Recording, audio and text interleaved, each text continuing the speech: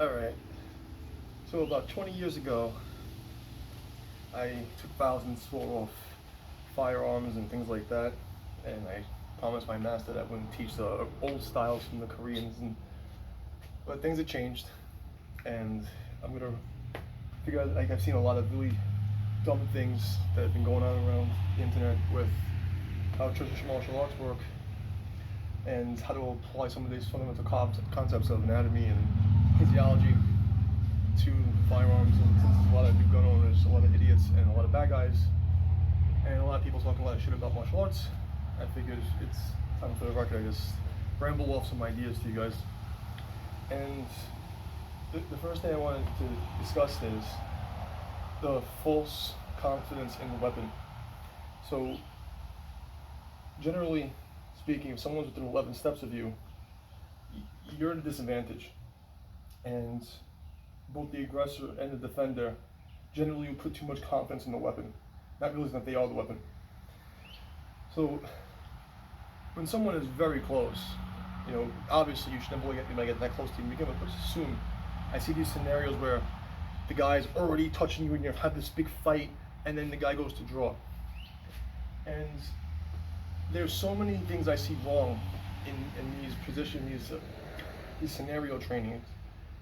For instance, the first thing that I see that's horribly wrong is the idea of having a bladed stance when someone is already within the arm reach, within close trapping range, when they're in elbow reach. So if someone's already here and I can grab him, we say, distance relative to shoulder position. So if the guy is already grabbing you, you have to be squared off. So the style that I did before was traditional Korean karate that was used by RK Capital Division in Korea. And the way my master taught me was when you're in distance range, you're in your blading stance. As the opponent starts to close distance, you now square off. The reason for this is you'll lose. If you're in a grab situation, you're sideways and he's forward, you're very easy to be taken down. So, it's very easy to take your back, it's very easy to take your legs. And then I see things like people start to draw and they blade, not realizing that the guy's already on top of you and he has all this lateral movement. It's just a bad idea. It looks cool in demonstrations. I see a lot of people doing some really cool stuff and systems that I really think are excellent, like the CAR method, for instance, is an excellent system. However, when you're dealing with the average person this guy's already on top of you, and you're doing all this weapons training, and you're relying on this draw in a position that's already compromised, you're fucked. So understanding range to alignment is really important when you're dealing with this. Personally, what I've always taught is, my master said this: cut you here, no sweat, kill him. So instead of trying to work with the weapon, go with the hands first. So, for instance, let's go into the protocol, basically, sight, breath, balance. So before even dealing with how you draw your weapon with a blade, a knife, a stick, or whatever it is, and the aggressor's already on top of you, first thing you should be thinking is immediate sight, breath, balance. If you can take all three at once, you do it. So for instance, hanging down in front of him and tilting his head back, it's sight, breath, balance, okay? Breath and balance would be, sternum, comodalis. Balance would be obviously be knee or disabling, whatever. But we want to go sight, breath, balance. So the idea is when I see these issues, when I see these simulations where even like police officers are doing these drills, I watch hundreds of simulations, and I keep seeing this new thing where everyone's stepping into this blade stance, but the guys are already here. And it always looks to me as like they're not cooperative, but they are cooperative. Because from this position, he has your back. He has your back, he just takes one step, he's behind you, you get choked the fuck out. Okay, so going to how my master explained weaponry to me is that weapons are extensions of the body and the form. So, like I said, every karate system has your lead hand, step in, punch. And it's, there's a lot of good reason for that, right? To drill the idea that there's someone behind you, you're hitting them, and you're clearing a space. You're also protecting the weapon, clearing, and then switching off. A lot of basic ideas. So I just think it would, from my humble opinion, somebody who hasn't touched a firearm in a very long time, but I've trained a lot of people that do use them, and most of them seem to agree. When the person's already within the trapping range, you should be forward. You should be forward. Okay? I don't really understand this. Now, however, if the guy is still on the outside and not within, we call circle protection. If I put my hand up like this and he can't touch me, at that point the bladed idea is good. And this is when we start using the Taiji alignment with the lean and things like that. That's great. But this guy's already on top of you. You need to square off, make space, take side breath balance. Then you can start to do the draw. You can't start thinking about the weapon when you already have 6, 7, 8 weapons already. It doesn't make sense. Guy's already on top of you. Take his eyes, take his hands, rattle his fucking head with his eyes. It's just very simple, but the thing is people don't think like that anymore. Everyone's very prepared to do extreme violence with a weapon and hide behind the weapon, with the confidence in the weapon. But how much force does it take to take your thumb and shove it in his throat? It doesn't take a lot of effort, if you have. But the things that you're going to drill that, so it becomes a response. You're going to drill it so it's a response to take your palm, crack his jaw, and then dip his head back and to dump on the floor. I mean, it's a question of you're going to train this. So another thing I see is a lot of people, teaching disarms, and again, this is impromptu. Just people have been talking about it on this bit of rattle. So people have been talking about a lot of things like, how do they draw, how do you disarm the weapons. I guess we'll go into the basics first of disarming and things like that. A handgun, for instance, okay? Even if you have a proper grip on a handgun, it's always going to be inaccurate towards the medial line, meaning that whatever my dominant hand is, the handgun, is going to tend to want to go and be inaccurate towards the medial, meaning the center. So it just with the way that the contact point, center of mass, center of balance, how things balance in your hand. Okay, so when pull the trigger, there's going to be some spinning. It's just how the average person works. Even like a super trained, crazy military guy, if you looked on a computer analysis, I'm sure that the deviation would be always slightly left, maybe micrometers, but there's still slightly left. So knowing things like this when you're dealing with the average person, even when you're dealing with the homie slide, it would be down and still to the left, right? Slightly. Even if he's pointing this way, it would still be down to the left, comparatively to its point of origin. Knowing this, training disarms that start from the outside of that and away from that position. Because unlike a knife or a stick, right, the stick is always live. The knife is always live, right? In any direction, any angle. A gun, on the other hand, is not always live. Okay? It's a laser beam, think of the laser pointer, and it's only accurate in that position and where the position wobbles. So starting disarm training from understanding statistical probabilities, sequences, you should be starting your disarms from how do I evade, understanding that this is the guy's dominant hands, which way should I go first? So understanding things like this, very simple premise. Okay, so just a quick review. All right, you've got someone who's too close. You should not be bladed. You should be clearing space and square to maintain your posture. I don't care what kind of weapon you're using. Okay, the guy's outside that circle of protection. You should be as bladed as possible. So this is where things you're using like the car method and other things like that will make more sense. However, but this idea of drawing and shooting from here, it doesn't make sense if the guy's already on top of your body. In fact, drawing doesn't make sense when he's on top of your body. You should be active. You should be going in. Because the truth of the matter is, like, if I had a knife and I'm already good with the knife and I'm already touching you, you're going to be sliced up 16 ways from Sunday before you get to that draw. So, again, when my master said, cut me here, no sweat, kill him.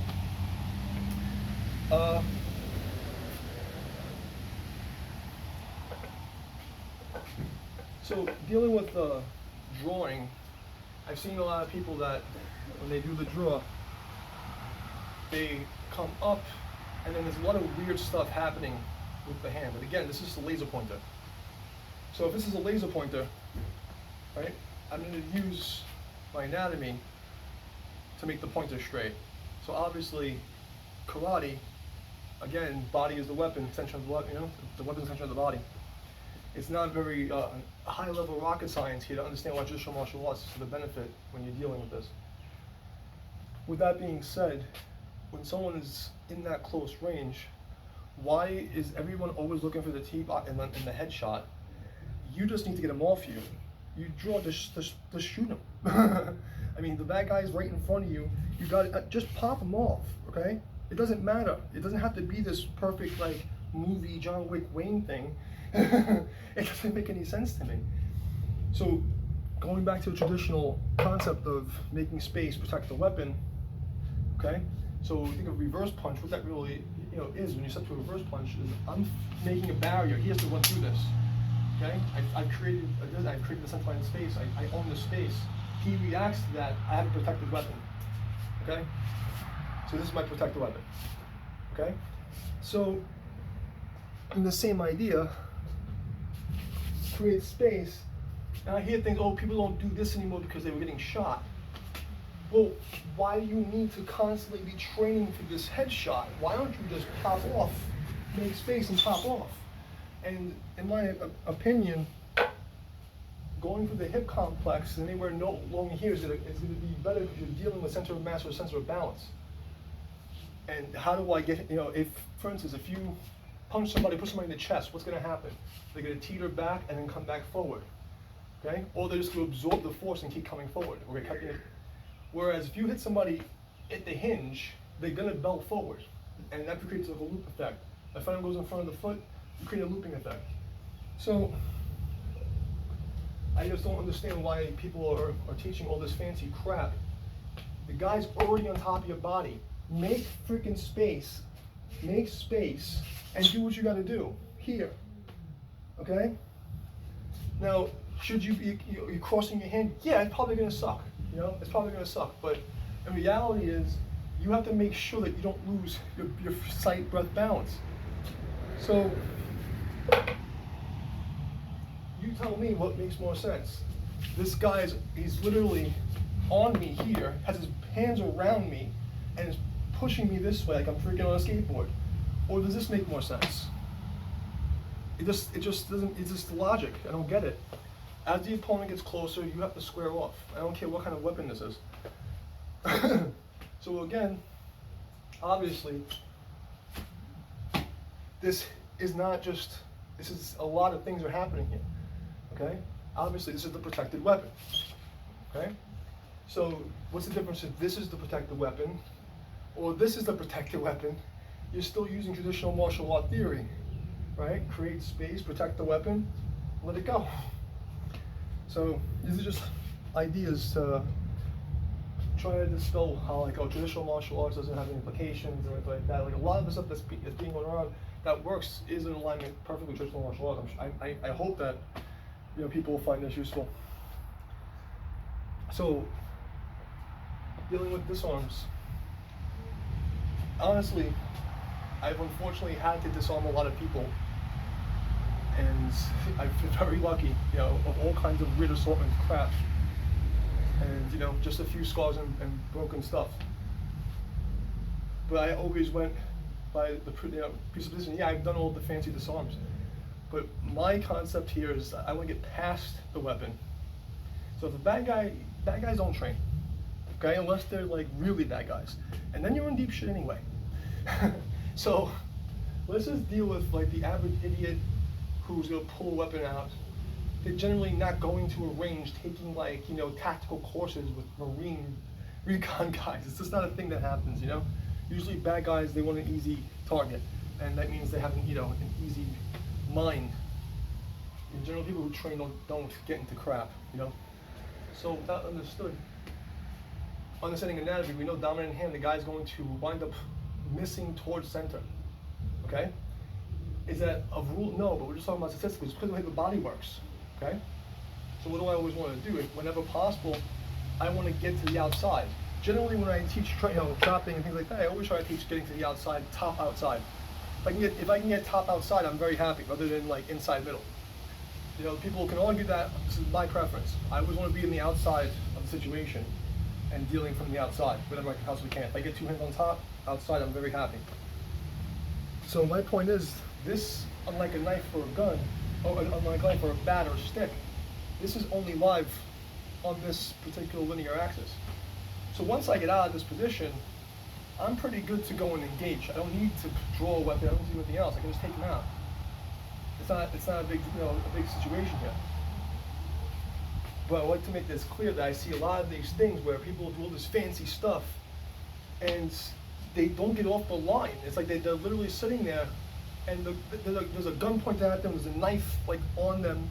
I've seen knife defense where like there's a knife here and the guy's not moving forward, he's not doing anything, and they'll do some weird, I'm like, I can't even explain the stupid I've seen in my life. Okay, if you're going to deal with this, okay, you have to get off the line, okay, and you have to start to advance past the weapon. It's just that simple. You don't sit there and the guy has a gun to your head and then you do this. You have to get off of the line. This is a laser beam. I need to get off the line of the beam and I have to make sure that that thing cannot come back up. So I want to be, whenever possible, outside on top. In the event that you do wind up crossing to the inside, there's nowhere else to go. Understand? You have to be prepared for this. You know, someone who's not nice guy is not going to be sitting here like all open in your face like this. They're gonna be back here like, yo, now what do you do? So these are things to consider when you're playing games, making believe that you're dealing with like reality disarms. It's going to get somebody really hurt. So as for like drawing, okay, again, you guys far away from you and you say stop, well, you know, I'm not going to give you all this crap, there's a million videos for this. Either way, this hand should always come out, because when you see something in your face like this, even if I'm just talking to you, it makes you want to do something else. It makes you want to go somewhere else. It blocks your vision. My teacher taught me to actually put your hand in his face and then draw over the wrist. Say whatever you want to say. He also taught me over the elbow, okay? You can say whatever you want to say. That's what I was shown, okay? I was actually shown a lot of seated positions that don't make sense to modern people, like squatting positions. I mean, these guys were crawling around in the jungle, like probably tripping on acid or something. But point being is, take his sight and then cross over. By the time he's not going to see. That's what he was trying to explain. Is it probably the most practical thing? Is it like some special forces crap? No. This is just ideas that were shown to me, and by people who are a lot scarier than me. I'll tell you that right. So again, sight, breath, balance. So the idea of any kind of setup for a draw of a knife or whatever it is to protect yourself should be create the space. Now, great, if he's bladed, I can stay blading, he's far away. Stop, stay the hell away from me. I have less of a target, fine. That's great. You want to do one of these? That's nice. Okay, I don't care how you want to do it. That's great. But once the guy's already touching your body, and you're playing this stupid game, you've already lost. You've already lost. He gets into personal space. You have to clear out, base out, and make this space. From here, don't worry about this hand coming back and you shooting yourself in the freaking hand. You have to shoot yourself through the damn hand. You know, you'll grow another one. You're not, you guys, you know, most people who are martial arts experts and doing all this stuff, you're training for a once in a lifetime encounter, okay? Unless you're an idiot like me that used to get into trouble all the time. You know, the idea is just think about, like, what's your highest probability of success doing what you already know, okay? Creating space, base out, and just pop off to the ground, okay? Just right in this area. Wherever you hit is fine, it's a gun, okay? If it's a knife, you know, you take that guy's eyes in his face, you draw, and then you just go down, okay? Go down, okay? So it just, what's the fastest, easiest thing until it makes sense? Coming from a traditional, especially in Tai Chi alignment, and as an example, something that I do that has your lean and then you straighten up. There's a lot of this leaning and straightening up. So for instance, when we come in and it's almost a headbutt, right? We clear space, and then as we start to do our work, we straighten up, and that hip pushes power, and then we come back to that space. So very similar if you will apply any kind of weapon or a firearm. It would be similar to that, okay? He's coming here, I clear space, and as I start from the ground up, and we know recoil goes up because things go boom, they want to go, you know, want to go up. So, boom, as you straighten up and clear space, your hand should still be over this, okay? Now, how hard is it to train, get your finger off the trigger, go to safe, cross over, okay? it doesn't seem like it's a very difficult thing to train. You're doing forms all day long. You're telling me you guys can't train to get your finger off the trigger and then put it back on? I mean, I've seen guys drilling, flicking safeties for freaking days. You're telling me you can't take your trigger off the gun? Like, I don't get it.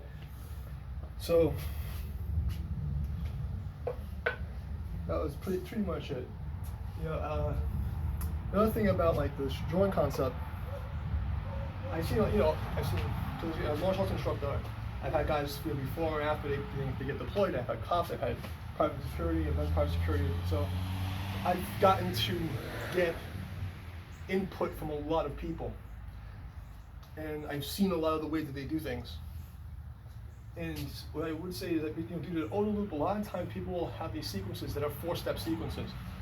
And whenever you have that, you always want to try to break down your sequences to 2 steps. You know, a chamber and an act. You call it chambering and an attack phase in karate, Korean karate. You know, you would chamber and then you'd go. You'd set up and you'd go. Call it a chamber. Okay. Like my master said to me, the reverse punch is like a shotgun. You know, it's like kind of hitting someone with a shotgun slow. So like, when you chamber for the punch, you hit them in the chest. It's like getting hit with a shotgun. You really don't like the way that feels. So anyway, the idea of push away danger, chamber, and then start to go, right? When you do karate, what do? Your thumb or your wrist would literally be on your body. At that point, you have a semi-reliable platform. I mean, obviously, it's not the best thing in the world, but we're talking about a really shitty situation anyway. How hard is it that you've been doing karate forms your entire life to understand? You know, I don't see where people don't get this crossover. It's so close. It's so like right there in your face. But this thing about, I mean, obviously when I teach with a knife and I teach like that, I would always say, yeah, you'd want to put your hand into like woo position or to the center line of the chest. That's great. But it presents a problem because you have somebody that's already in the circle of protection, it's already in your personal space. So you create a barrier, and you have what we call a bridge. And now you want to teach people to give up the bridge. Now, one thing you know from wrestling and Tai Chi philosophy is that you never want to have less than a fist space between your elbow and your body. So this is like a barrier, because otherwise the way the shoulder works, you collapse and you can't move it back. It's very difficult to get out of this position. What you have to do is leave this here, move away, and then start to clear and make space again. It's a bad idea for dealing with a situation where you're on top of each other. Okay? I don't want to be in a position where my elbows are collapsed, now I have to try to get this to open up. It's the difference between doing a push-up from a line straight and going over the ground and trying to push up. It's a lot harder. You actually have to specifically, you know, it's people who do push-ups standing like this and then try to go down to the chest, they have a lot of problems. It's just a difficult position to be in. Now, when the elbow's on the rib cage, it's very difficult to come out. It's not impossible. You have to create space by moving the body away from it, and then you can start to work.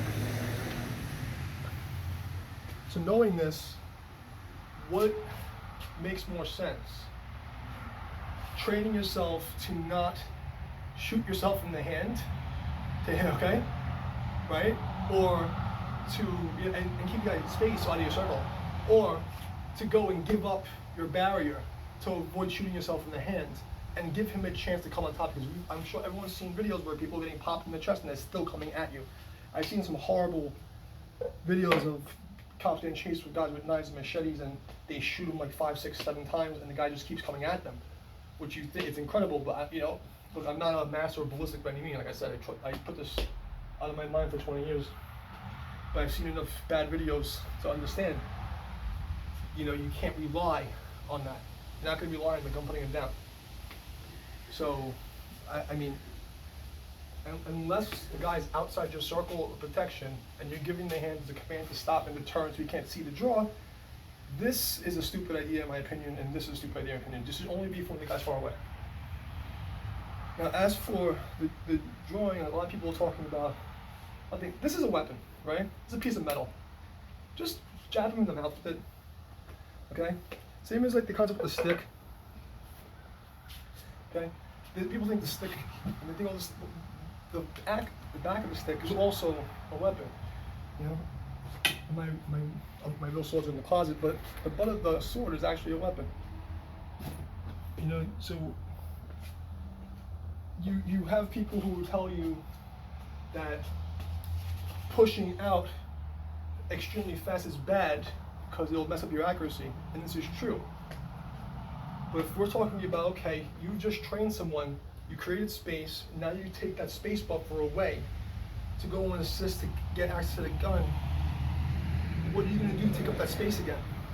If you come up nice and slow, or you do like this half draw thing, the guy's already in the space and he's not disabled. He's going to have an advantage. So if you're going to play that game, punch him.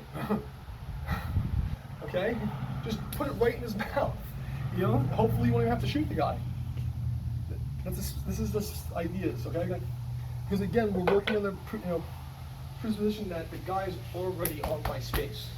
If it's up to me, and I see the amount of training people do with the weapon, you should be good enough that the guy is that close already, he shouldn't be able to stay in that range without having massive damage done to you with these.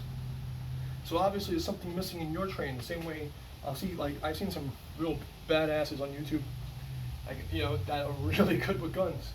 But then I see them training with MMA guys and things like that, and I watch them like, no. Because there's like there's ideas and concepts that aren't, they're training for a long fight for a cumulative damage, and you can't do that. You have to be, if you're training for an asocial violent situation, you have to be training for an asocial violent response, so that your first response or second response is crippling. Now, I guess maybe the crossover comes from police work where they can't use that kind of technique in a street situation, you know, so that interim between hands-on to firearm, I guess that the legal repercussions had probably transferred into just, you know, martial arts training.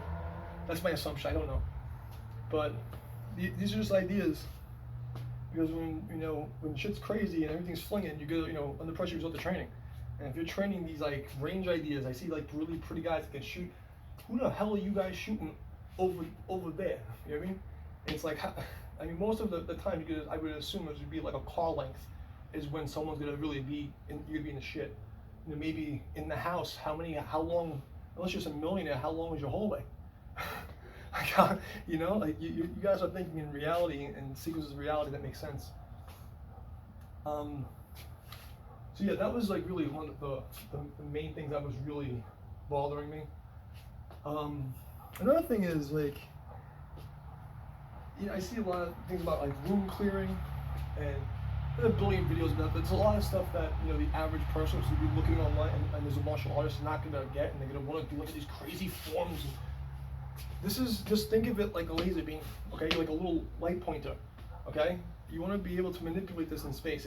You're not going to need to be super accurate, okay? It literally is point and shoot. You point at it, you can look at it, it goes boom. So if someone's in that range, I would personally say it doesn't matter if your wrists are perfect. It doesn't matter all this stuff. You're an average idiot trying not to die. You know what I mean? Someone's this close, just look at him and point and pop it, okay? Like all the fancy stuff is great, but start like thinking realistically, because it's just bad. I mean, I know it's just hard for me because like I want to avoid these times and talking, and in a sense I told my master that I wouldn't teach the old stuff. He's one, he didn't think that people deserved it, and two, people aren't moral. So. It's the best I can do, and I know people have been asking me for more videos. I think this is probably a very important situation. So again, every single karate style has your protected weapon position, right? Get the guy behind you off you, okay? Hide the weapon, make space. In my opinion, drawing in this closed position, I want to take your eyes away from you, take your eyes, your breath, and your balance. We can do all three at once, I'll do that. And then from here, when you're dealing with this is when I'm going to do the swap, okay? So there is no line time, okay? You're here, next thing you know, it's in its place, it's a magic trick, okay? It's in its place.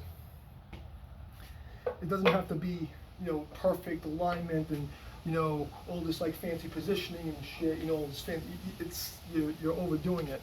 In my opinion, you should really be drilling 3 techniques, because everyone's gonna have like the internalized response, flinch response to 3 techniques. If you're doing karate or taekwondo or kickboxing, you're gonna have like a 3-move combo that's your go-to combo that when you're stunned or like when you're pressured, no matter what you're trying to practice, if you're actually training, you're gonna have these 3 positions that you could go to. And for most martial arts, the one commonality again is push away danger and take the center line. So, you know, knowing that now, so now we have the push away danger, you have fence and combat. What is your second go-to? What are you drilling? Okay, so now you pushed away danger and you're constantly immediately going to the weapon. First of all, what if the guy doesn't even know you have a weapon? Okay, you're still concealed and he's here and you already have one hand on his face. Why don't you just go? I never see the softening up. Right, when I did Akijutsu when I was young, I learned Akijutsu in the BRC with this Shihan Smiley, big black dude from Elmu Jiu-Jitsu. And one thing that stuck with me is like he was talking about softening techniques. Before you start doing the waza, you had the tricks. You had to soften the guy up. So if you already have one hand out, why not make, you know, I don't see any, when we say entry follow finish, right? So let's just assume like guy's coming at me. I have my entry phase when we collide. He throws a punch, I step in to make bridge. Here's my entry. So I entry, I fly, I block, I do a bang towel, or any kind of fancy move. This is my entry. Just say, you know, for Wing Chun guys, there are a lot more of those guys. He comes to fly, I make the bang towel or whatever, and now I have my entry. Now where's my follow? My follow is whatever techniques I'm going to do, take him down, and then my finish is to put him down and evade and exit.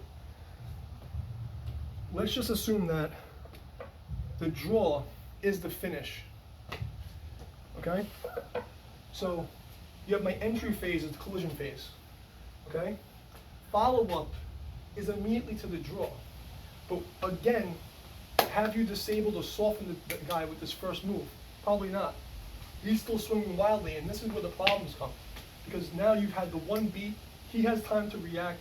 Olu, he's reset. Maybe he's on his balance a little bit. He's in the process of resetting, he's going for a second move. In that follow-up phase, if you do some kind of damage and he gets shot, that's when we go. And that's when you go for your finishing attack. Because, in my opinion, the firearm is the exit strategy. It's the last realm of self-defense where I'm trying to get out, right? In a fight, the hands and the weapon, I'm going in to finish. And if I'm gonna have to pull this, something, you know, like for real, this is like, I'm trying to leave. And again, we're talking from a situation where we're already in personal space and circle protection. So from here, before I go to here, I want to do what I got to do. Okay, I see that he's stunned. I see that he's disabled. Take his sight away, take my space, draw, and now I'm exiting. Okay, I'm exiting.